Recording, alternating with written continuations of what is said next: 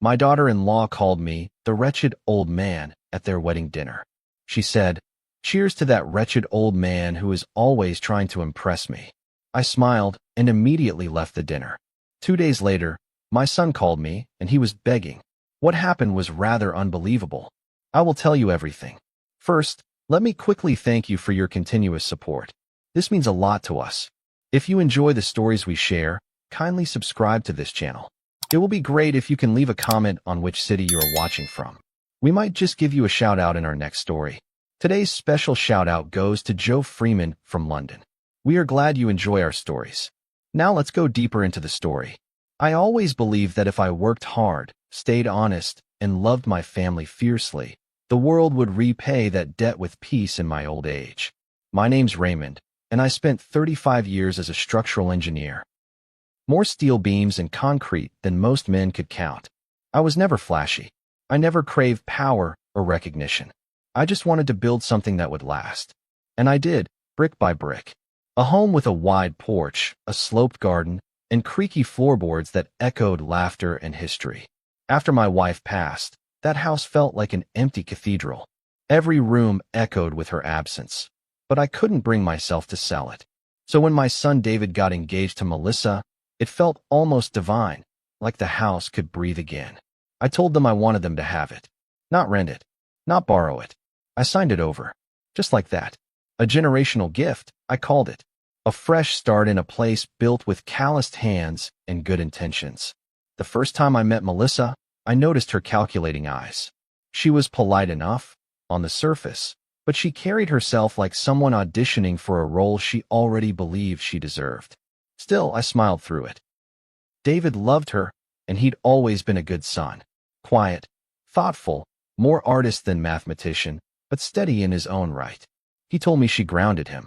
So I said nothing when she made little comments about the old-fashioned wallpaper, about my adorable little lawn chairs, even about my musty bookshelves.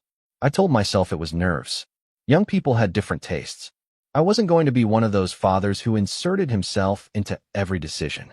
I wanted them to build a life, and I wanted to stay close enough to help if they stumbled. That was my mistake.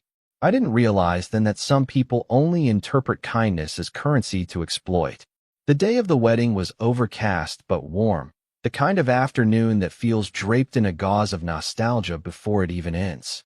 They held a small backyard ceremony, intimate and tasteful. I even paid for half of it, though I was never asked to. I just offered. That was my way. Melissa barely acknowledged the gesture. She breezed by me with air kisses and fake warmth, as if I were a placeholder rather than a participant. But I kept my patience. I wore my late wife's favorite tie. I stood when asked. I smiled for pictures. I toasted quietly from the sidelines, knowing how sentimental I could get. I didn't want to make the day about me. It wasn't until the dinner, after the cake and the dancing, that I truly saw them for who they were, who she was, and who he was willing to become for her. We were all seated in the tinted area, lights strung across the beams, laughter rising over soft music. Melissa had taken a bit too much champagne by then, her cheeks flushed and her voice loud enough to turn heads. She stood up, glass raised, swaying slightly as she tapped a fork against the rim. "I just want to thank everyone," she said, giggling. "Especially David's dad, for always trying so hard to impress me." People chuckled awkwardly. Then she added, louder this time, "Seriously. Cheers to that wretched old man who never quite figured me out." Her friends roared. Even David smirked, eyes glued to his napkin. My chest tightened. I remember the exact moment her words registered, like a needle through soft fabric. The laughter, the clinking glasses, and my son, silent. I didn't flinch. I didn't speak. I smiled faintly, rose from my seat, nodded to no one in particular, and walked out. No storming. No scene. Just a quiet exit. My dignity, at least, stayed intact. The drive home was only 15 minutes, but it felt like crossing a continent. I didn't cry. I didn't rage. I just replayed it in my head, over and over. Wretched old man. Always trying to impress. As if my gestures of goodwill had been pathetic. As if everything I had given was some desperate performance. That's when it hit me. They never wanted the house. They wanted ownership. They wanted the security of my past without the burden of respecting it. Melissa had never seen me as family. She saw me as an obstacle, an old relic standing in the way of their clean, curated life. And David? He had a choice. In that moment, he chose her laughter over my presence. He chose silence over solidarity. That betrayal was louder than any insult. I spent the next 2 days in silence. I turned off my phone, ignored the doorbell. I sat at the kitchen table with a yellow pad and a pen, and I listed everything I had done for them in the last 3 years. Every financial gift, every emergency bailout, every favor. Not out of pettiness, but clarity. I needed to see it laid bare. Then I made one phone call to my lawyer. The house, though gifted in spirit, had never been formally transferred. I held the deed. That was my oversight, and now my salvation. I told him I wanted to place it for sale immediately. No delay, no explanation. He asked me once if I was sure. I said, dead sure. Because for the first time in my life, I didn't feel like a father. I felt like a fool who had confused provision for purpose. That house meant something to me. It was the last living piece of my wife. I had imagined grandchildren playing in its halls, Sunday dinners filled with chatter and stories. Instead, I had given it away to people who mocked it, who mocked me. And that dinner toast wasn't just a flippant joke. It was a declaration, a revelation. I wasn't part of their future. I was a footnote they had tolerated for what I could give. And once I'd given it, I was disposable. So I did the one thing they didn't expect. I made myself scarce. And then I made myself necessary again. Not out of vengeance, but out of self-respect. If I had to be the villain in their story, so be it. But I'd rather be a villain with a backbone than a father who kept turning the other cheek just to be invited to the next insult. I didn't answer David's first call, or the second, when he sent a text that simply said, "Can we talk?" I stared at it for an hour without responding. Not because I didn't have anything to say, but because I had too much. Rage mixed with grief, and beneath both sat a kind of hollow understanding that things were never going to return to how they used to be. There's a particular type of silence that follows betrayal, not the quiet of peace, but the kind that screams underneath your skin. I walked the house like a ghost those first 2 days, opening drawers that hadn't been touched since my wife passed, running my hands over old photo frames, breathing in the scent of old wood and dried lavender. I wasn't mourning the insult itself anymore. I was mourning the illusion I had clung to, the idea that love, especially familial love, guaranteed respect. Because it doesn't. It never did. And now I was just a man alone in a house full of memories, watching the foundation of fatherhood crack beneath him. I called my lawyer the morning after that long, lonely night. I told him to proceed with placing the house on the market immediately. He sounded surprised, like he hadn't expected me to follow through. I suppose he thought I'd cool off, that I'd let time and guilt dull the blade. But I wasn't angry anymore. Not in the way people usually mean. I wasn't driven by vengeance. I was driven by clarity. I told him, they made their choice. Now I'm making mine. The legal process was quicker than I anticipated. Since the deed was never legally transferred, they weren't owners. They were guests. And as guests, their welcome had expired. The eviction notice was served within 48 hours. I was warned it might get ugly. I said I didn't care. I'd weathered uglier storms. What mattered now was principle. They had laughed at me, humiliated me publicly, and assumed I'd just swallow it like an old man too desperate to be loved. The first real fallout began when David called again, this time in a panic. It was 10:37 p.m. I almost didn't answer, but something in me wanted to hear his voice, to see if he'd say the right thing. "Dad," he said immediately, "we just got served an eviction notice. What the hell is going on?" No greeting. No apology. Just panic and accusation. I sat back in my chair, staring at the dark television screen in front of me. "It's exactly what it says," I told him calmly. "You have 30 days to vacate." There was a pause on the other end, and then, "Are you serious? You're doing this over a joke?" Melissa was drunk. She didn't mean it. I let that hang in the air. I could hear her voice in the background, shrill and angry, asking what I'd said. I didn't respond right away. I wanted the silence to work on him the way it had worked on me, to settle in his gut like cold lead. "She called me a wretched old man," I finally said, my voice steady. in front of everyone. And you? My son laughed.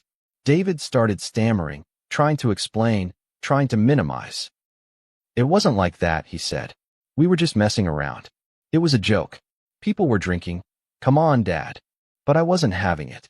No, David. It was disrespect. And your silence was agreement. You didn't defend me. You didn't check her. You just sat there like it was all okay. I could hear him breathing heavily now. So you're throwing us out? You're ruining our lives because your ego got bruised. That's when I felt something inside me snap. Not with fury, but with finality. I gave you a gift. You turned it into leverage.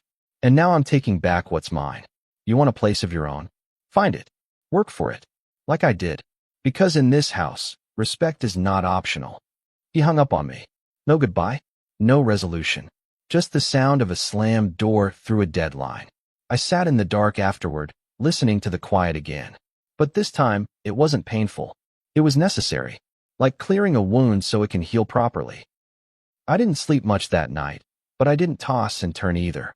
I was wide awake, thinking of all the birthdays, the scraped knees, the college tuition, the late-night drives when his car broke down, all the ways I'd shown up without hesitation, and how quickly all of it had been erased by one woman's smirk and one coward's silence. I realized then that being a father doesn't mean being a doormat. It means teaching lessons even when they hurt, especially when they hurt. Over the next week, I received a flood of calls and messages. Melissa's mother called me cruel and spiteful. A cousin texted me, saying I should be the bigger man. A former colleague saw a vague post Melissa had made on Facebook and reached out to ask if everything was okay. I didn't respond to any of them. I didn't owe anyone an explanation. What I had done wasn't spite. It was correction, a long overdue recalibration of boundaries. When people show you who they are, when they mock your kindness and laugh in your face, you either accept it or you change the terms of the relationship. I changed the terms. And for the first time in years, I felt like I wasn't shrinking to make space for people who had never once made space for me. Then came the letter. A handwritten envelope, no return address, just my name written in David's familiar, looping handwriting. Inside was a single page. Dad, it began, I messed up. He admitted to being ashamed of how he handled it. He said he didn't know how to speak up in that moment without starting a fight. He said Melissa could be harsh when she drinks. He said he was scared I'd pull away. That part stung the most. He was scared I'd pull away, as if I hadn't been standing on the shore waving him in this entire time. The letter ended with, please reconsider. Don't let this be the end. I read it twice. Then I folded it carefully, placed it in the drawer where I kept my wife's letters, and closed it without responding. Because this wasn't the end. It was the beginning of boundaries, of silence, of peace earned through pain. I didn't hate my son, but I couldn't trust him either. Not yet. Maybe not ever. That's the part no one tells you about fatherhood. It's not just about love. It's about limits. And I had finally found mine. The call came a week after the letter, and something about the timing told me this wasn't going to be an apology. I was sitting in the sunroom, sipping black coffee, watching the morning lights stretch across the tiles when my phone buzzed against the table. David's name lit up the screen. I stared at it for a while, thinking about all the years I used to drop everything just to hear his voice, back when he was little and I was still his hero. I finally answered, not because I expected anything new, but because I needed to hear for myself what kind of man my son had decided to become. Dad, he began, and his voice was tight, like someone holding back either rage or regret. I couldn't tell which yet. We need to talk. In person. I leaned back, my chair creaking beneath me. Say it now, I said. There's no need to waste gas pretending we're something we're not. There was a long pause, the kind that feels like someone flipping through flashcards of all the wrong things to say. Melissa's pregnant, he blurted. I blinked. The words landed like a soft thud, not because I didn't care, but because I couldn't decide if he was weaponizing the news or genuinely reaching out. Congratulations, I said flatly. I hope the baby gets your timing. He sighed. Come on, Dad. I'm trying here. I stayed quiet, letting the silence do the heavy lifting. Finally, he said, you made your point, okay? Melissa went too far. But you can't just uproot us like this. We're starting a family. That's when the fury rose, not loud, but sharp and certain. You uprooted yourselves the moment you decided my dignity was less important than her punchline. He tried to soften his voice then, shifting into that tone he used as a teenager when he wanted to talk me down from grounding him. She didn't mean it like that. She had too much to drink. You know how she is when she's nervous. I closed my eyes, breathing slowly. And you knew how I was when I gave you that house. Did that stop her? I asked. Did that make you stand up? Did it stop you from smiling when I became the butt of the joke in a room full of strangers? I could hear him breathing, uneven, like he wanted to argue but knew he had no foothold. I didn't think it would hurt you that much, he mumbled. That's when I snapped, not with shouting, but with precision. You didn't think at all, David. That's the problem. You didn't think I'd do anything. You thought I'd swallow the insult and still show up with a check at Christmas. There was a brittle silence. Then he shifted again, this time into guilt. We have nowhere to go, Dad. Melissa's parents have a tiny place. It's been hard. I nodded, not that he could see it. It'll be harder still. But that's how you learn. I did. I could hear Melissa in the background, her voice sharp and bitter, asking, "Is he giving in?" She didn't know the call was on speaker. I recognized the acoustics, the echo of a kitchen too open for privacy. That was her mistake. I said nothing. Then, a second later, she laughed. Tell him he can rot with his retirement checks. We're not crawling back to that dusty old man. I smiled. Not because it didn't hurt, but because it clarified everything. You're on speaker, aren't you? I asked. David didn't respond. That's what I thought. He fumbled, started to defend, to excuse. She didn't mean that, she thought. But I cut him off. David, don't bother. I heard what I needed to hear. And I meant that. It wasn't the first insult. It was the confirmation that it wasn't an accident. This was who she was.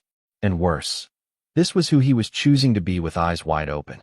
The house will be sold in 3 weeks, I said. Use the notice period wisely. He didn't respond. I waited a beat, then said one last thing before hanging up. I used to think loving you meant protecting you from consequences. But now I know it means letting you feel them. And with that, I ended the call. No screaming. No cursing. Just a father finally stepping out of the shadow of his own expectations. The aftermath of that call sat heavy in my chest for the rest of the day. Not regret, just weight. The kind that comes from letting go of a dream. I had always imagined growing old surrounded by family, watching grandkids run through the halls of the house I built with my own 2 hands. I thought my legacy would be rooted in shared meals, quiet holidays, and warm memories. But legacy, I was learning, isn't about what you leave behind. It's about who you leave it with. And if they can't carry it with respect, they don't deserve to carry it at all. I thought about my wife, the way she used to say, respect is never negotiable, even with family. I used to think she was too harsh. Now, I realized, she had just lived long enough to see the truth before I did. That evening, I sat at my desk and wrote a short letter, not to David, but to the real estate agent. I told her to proceed with full urgency, no delays. I included the property details, a list of non-negotiables, and a request to avoid selling to anyone in the family. I didn't want this house passed back into the wrong hands through guilt or manipulation. It deserved a fresh start, even if I couldn't have one. When I signed my name at the bottom, I felt something ease in my shoulders. A quiet release, like a breath I didn't realize I'd been holding. For the first time in years, I wasn't waiting to be invited. I was walking away with my name intact. The next morning, I took a walk through the neighborhood. A few folks nodded, some asked if I was okay. They'd heard rumors through the grapevine. I simply smiled and said, I'm fine, just cleaning house. Most didn't press. The ones who did, I gave a small shrug and said, family's complicated. It was true. Family is messy, tangled, and often unfair. But it's also a choice. And I was done choosing people who saw me as a resource rather than a person. I had spent too long confusing obligation with connection, and this was my reckoning. I didn't hear from David for several days after that. No calls, no texts, just silence. And in that silence, I found clarity. I wasn't angry anymore. I was disappointed, but I wasn't broken. I'd survived worse. Life has a way of testing you at the edge of what you thought was your final limit, only to show you there's still something left. I had my dignity. I had my peace. And I had the strength to do what most parents never do. Say enough and mean it. It started with whispers, subtle at first, like the way a neighbor would pause a little too long before waving, or how someone at the grocery store would glance at me, then lean in to whisper something to the person beside them. I'd walk past people I'd known for years, folks who'd borrowed tools from my garage or shared casseroles with my wife back when she was alive, and their smiles were suddenly stiff, their greetings laced with curiosity instead of warmth. I didn't need to hear every word to know what was circulating. It always starts with a question: did you hear what Raymond did? And then it spreads, like smoke from a fire no one wants to admit they're fanning. I expected the backlash, if I'm honest. But what I didn't expect was how quickly people chose sides, and how many of them didn't choose mine. A few days after the call with David, my sister Ellen rang my landline. Her voice was sharp, brittle with judgment. "Ray, what are you doing?" she snapped. "You evicted your own son. Over a toast? What is wrong with you?" I closed my eyes, counted to 3, then said calmly, "It wasn't just a toast, Ellen. It was everything leading up to it, and everything that followed." But she wasn't listening. She was already knee-deep in the narrative Melissa had likely spun for her. "They're expecting a baby, for God's sake. You're throwing them out on the street while she's pregnant." The way she said it, throwing them out, as if I'd dumped their suitcases on the sidewalk in the rain, made my stomach churn. "They were never entitled to that house," I replied. "It was a gift they spat on." Silence on her end. Then, colder, "You've changed." That comment landed heavier than I'd admit. "You've changed." As if I was supposed to stay static, endlessly generous, the dependable old mule everyone could saddle with their mess. But maybe I had changed. Maybe grief had sanded down the parts of me that once tolerated disrespect in the name of family. Maybe losing my wife had peeled away the fantasy that blood alone justified forgiveness. Still, it stung, because I had always been the dependable one, the peacekeeper, the one who stepped in when our father walked out and our mother crumbled. I'd raised Ellen more than she liked to admit, and now she talked to me like I was some cold-hearted stranger who had lost his way. But I wasn't lost. I was done. The real blow came 2 days later when my nephew Ryan, Ellen's boy, texted me a screenshot from Facebook. Melissa had posted a black-and-white photo of their wedding with a long, dramatic caption. "It's heartbreaking when the people who should protect you become the ones who hurt you the most. But we rise. Always." Dozens of comments. "Stay strong, girl. You deserve better. So sorry you're dealing with toxic family." One person even wrote, "Cutting off dead weight is self-care." I laughed out loud, not because it was funny, but because of the sheer audacity. I was the dead weight now? The man who had paid for half their wedding, given them a home, and never asked for a dime in return? And now, because I demanded basic respect, I was the villain in their curated little tragedy? Ryan had added a single sentence under the screenshot. "Just so you know what she's saying. No judgment. No side-taking. Just information." I appreciated that more than I could say. Later that evening, he called me. "Uncle Ray, I just wanted to say, I don't agree with what they're doing. I know what kind of man you are." That nearly broke me. In the middle of all the noise and judgment and self-righteous posts, someone still remembered. Someone still saw me. "Thanks, Ryan," I said, my voice catching. I didn't expect anyone to stand with me. He was quiet for a moment, then said, "Sometimes the ones who see the truth aren't the loudest." That line stayed with me for days. But the fallout kept spreading. I was invited to a neighborhood block party I usually helped set up every year. This time, the invitation never came. I knew better than to ask why. A mutual friend later told me Melissa had spoken to the host and said she wouldn't feel safe if I were there. Wouldn't feel safe. That phrase, sharp as glass, made me clench my jaw so hard I thought my molars would crack. Safety had nothing to do with it. It was manipulation, coded in the language of victimhood. She wasn't just painting me as bitter or unreasonable. She was branding me as dangerous. And David, judging by his silence, was letting her. That weekend, I drove to the house one last time before the real estate agent brought in the photographer. I stood in the empty living room, sunlight pouring in through the same windows where David used to press his little hands and make smudges. I remembered the Christmas we forgot to buy batteries for his toy truck, so I stayed up all night carving wheels out of wood. I remembered teaching him how to mow the lawn, teaching him how to shave, how to apologize. I stood there, surrounded by the echoes of everything I'd tried to give him and the deafening silence of what he'd thrown away. And I whispered, almost to myself, I did everything I could. On my way out, I noticed something on the floor by the front door. A folded piece of paper slipped through the mail slot. I picked it up, unfolded it, and nearly dropped it when I saw what was inside. A crayon drawing, sloppy but earnest. A stick figure man standing beside a tall house with flowers drawn underneath. At the top, in large letters, it said, I love you, Grandpa. My hands trembled. Melissa has a niece, 5 years old. I used to give her chocolate chip cookies and let her play with my wife's old music box. She used to call me Grandpa Ray. I hadn't seen her since the wedding. But she remembered. She still remembered.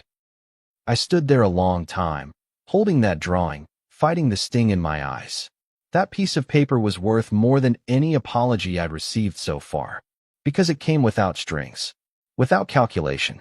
It was pure. And in that moment, I realized something. The story they were telling about me didn't matter nearly as much as the truth I carried with me. The drawing went into my coat pocket, and I locked the door behind me for the last time. Not just the door to the house, but to that chapter, that trust, that version of fatherhood where I kept waiting for the people I loved to love me back the right way. I hadn't expected company that Thursday afternoon. The sky had settled into one of those gray, overcast moods that made everything feel heavier, like the air was holding its breath. I was brewing a second pot of coffee more out of habit than desire when I heard the knock at the door. 3 firm raps. Not impatient, not tentative, just sure. I opened it to find Margaret Donnelly standing on my porch, her arms crossed over her burgundy cardigan, a neutral expression softening her usually sharp features. Don't just stand there, she said. I'm not here to bite you. Got any real coffee, or just that instant garbage you used to serve? I blinked, stunned for a second, then stepped aside and gestured her in. Margaret had been my wife's closest friend for nearly 40 years, and while we'd always been cordial, there had always been a certain sharpness to our exchanges, a mutual understanding that our loyalty to Linda didn't quite extend to each other. But today, her tone was less steel, more bone, and I could feel something different in her posture, like she came not as a judge, but as a witness. We sat across from each other at the old kitchen table, the one with the nicked legs and water rings from decades of careless glasses. She looked around slowly, as if measuring the silence. This place still smells like her, she said softly. I nodded. I never changed much after she passed. Didn't have it in me. Margaret sipped the coffee, then met my eyes. I've been hearing things, Ray. Her voice didn't accuse. It floated, balanced carefully between concern and curiosity. From Ellen. From some mutuals. But I didn't come to scold. I came to ask what really happened. Because I know you. And I know you wouldn't burn down your own house unless the fire had already started. That line, the fire had already started, stuck with me. I leaned back in my chair and told her everything. The toast, the laughter, the silence from David, the eviction, the fallout. Her face didn't flinch once. She listened the way Linda used to, with her whole body. When I finished, she set her mug down gently and exhaled through her nose. Goddamn, she said. That girl's got a vicious streak. Always did. I raised an eyebrow. You knew? She shrugged. Linda didn't like her. Never said it outright, but I could tell. She said Melissa wore charm like a costume. Pretty, but hollow. And David, well, he's always been more heart than spine. That hit harder than I expected. I hadn't known my wife had doubts. I felt both vindicated and betrayed, not by her, but by the years I'd spent thinking I was the only one seeing the cracks. Margaret reached across the table then, her hand resting lightly on mine. But I need to tell you something you won't like, Ray? Because I care about you. You're right to feel hurt. And you're right to demand respect. But shutting the door completely, on David, on that baby, it's not just about pride anymore. It's about legacy. I pulled my hand back slowly, my chest tightening. So I should just take the abuse. Just sit quietly while they strip me of my dignity. Margaret shook her head. No, but you need to ask yourself if this boundary you've built is a wall or a coffin. You can stand your ground without burying what little good still exists. That child, they're innocent. And David, he's lost in something toxic. But he's still your son. I looked away, the weight of her words pressing in. He chose her, I muttered. Over me. Over everything I taught him. She nodded. And maybe he'll regret it. But the door doesn't have to be wide open, Ray. Just cracked enough for the light to get through. Her voice was gentle now, almost pleading. Don't let your final years be defined by a standoff. You don't have to forgive them. But don't erase yourself from the story either. We sat in silence for a long while after that. I stared at the steam rising from her coffee, thinking about my granddaughter's crayon drawing, about the little feet that might one day walk through my hallways, about the version of myself I'd become, rigid, unmoving, all principle and no room for complexity. I didn't want to be that man.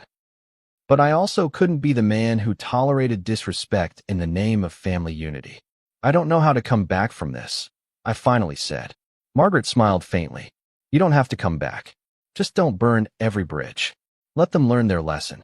And if they ever do, be there to remind them who you are, not because they deserve it, but because you do. After she left, I stood by the window and watched her walk down the path, her shoulders squared, her gait steady. Margaret was never one for sentiment, but she'd given me something I didn't realize I needed, a way forward that didn't require surrender. That evening, I sat down and wrote another letter, not to David this time, but to the unborn child. I didn't know their name, their face, or even their gender. But I wanted them to know that once, a long time ago, there was a man who built a house with love, gave it away with hope, and lost it to pride. But who never stopped believing that some things, some people, are worth the wait. I sealed it, wrote, "Open when you're ready," on the envelope, and placed it in the same drawer as David's first apology. I wasn't ready to call him. Not yet. And I certainly wasn't ready to invite Melissa back into my life. But Margaret had helped me realize something important. Boundaries are not the same as walls. One protects, the other imprisons. And I had no interest in being my own jailer. They still had to face the consequences of their actions. That wouldn't change. But I didn't need to harden my heart so much that no future could ever grow from it.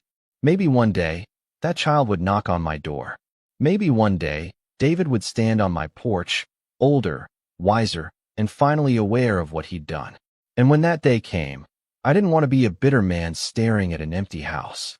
I wanted to be someone who had already made peace with the past and left a small light on in the window, just in case. The sale closed on a Tuesday. Just after noon, I received the confirmation email from the real estate agent with the final documents attached, signed, notarized, and done. The house was no longer mine. I stared at the screen for a long time, then slowly leaned back in my chair. It was strange how quiet everything felt afterward. Not the kind of quiet that follows chaos, but a deeper stillness, the kind that settles in after you've made a decision you can't take back. I had half expected to feel some kind of regret, or even doubt. But instead, I felt something closer to relief. Not joy, not vindication, just the lightness that comes when a heavy door finally closes and you don't have to keep watching it, wondering if someone will walk through it. The waiting was over. I'd done what I said I would do. And for once, that was enough. I took one last walk through the house the day before it changed hands. It was empty by then, cleared out by movers, every echo bouncing off bare walls. I ran my hand along the banister where David once slid down in his Spider-Man pajamas, his giggles echoing through the stairwell. I paused by the kitchen where Linda and I used to dance slow and quiet, our feet scuffing the tile floor while the radio whispered old Motown tunes. Every room held a story, small, ordinary, and utterly irreplaceable. I didn't cry. I'd already done my crying in the silence of lonely nights and long drives with the windows down. I was done grieving the past.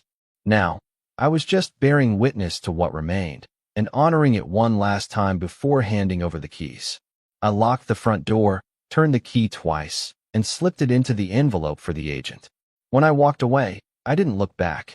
Some closures don't need a final glance. The next day, I got another call from David. I almost didn't answer.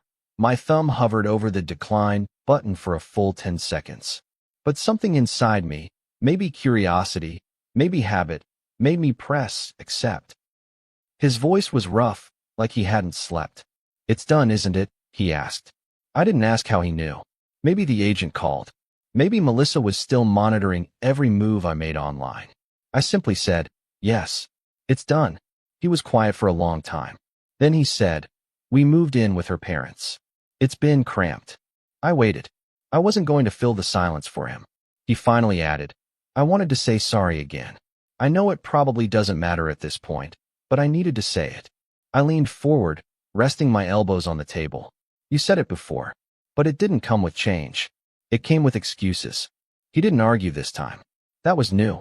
She's angry, he admitted. Still doesn't get why you did what you did. But I'm starting to understand. I should have defended you. That night, I just froze. I didn't want a scene. His voice cracked a little, but I made it worse by staying quiet. That landed somewhere in the center of my chest. Not as pain, but as a dull ache of recognition. Silence is a choice, I told him, and every choice has a cost. Another pause. Then he said, do you think we'll ever talk again? Like before. I sighed. We're talking now, David. But like before, that's gone. You don't get to walk back into a room you burned down and expect it to look the same. He murmured, yeah, I guess not. I didn't hang up, but I didn't say anything else either. Eventually, he did. That weekend, I received an invitation in the mail. Cream-colored envelope, gold lettering. A baby shower. Melissa's name written in looping cursive beside David's. My name wasn't handwritten, just printed with the rest, like any other guest. That small detail said more than the invitation itself. I knew exactly what it meant. It wasn't a peace offering. It was a performance. A way to appear magnanimous. To tell others, we tried. He refused. I held the card in my hands for a long while, staring at the RSVP line. Then I flipped it over and wrote a short note on the back. I wish your child a life full of love and respect. I will not be attending. I sealed it in a blank envelope and mailed it back the next morning.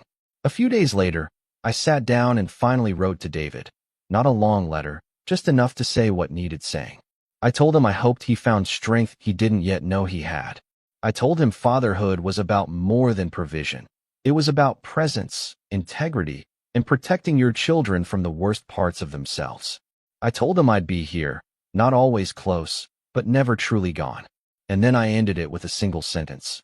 I will always be your father, but not your fool. It wasn't cruel. It was clear. That line had taken me a long time to understand. Loving someone doesn't mean erasing yourself for their comfort. It means drawing the line between forgiveness and enablement, and standing on it, even when your knees shake. In the months that followed, the noise died down. The gossip quieted. Some neighbors returned to their small talk routines.